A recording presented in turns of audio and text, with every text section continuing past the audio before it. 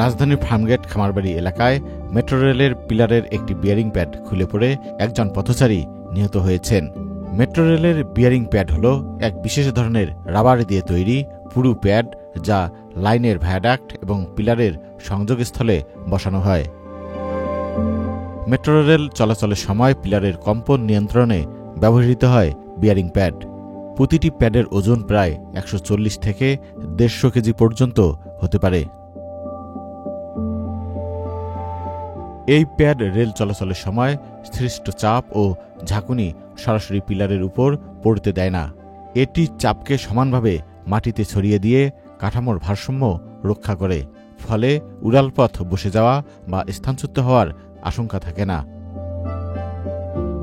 Bearing pad সেতু, flyover এবং বড় ভবনের মতো নির্মাণ কাজেও ব্যবহার করা হয়। Shahidullah Raju, channel I. Bundle থাকলে প্রতি সেনমানিতে টাকা বাঁচবে। বিকাশ সেনমানি বান্ডেল কিনে জিতুন প্রতি লেনদেনে।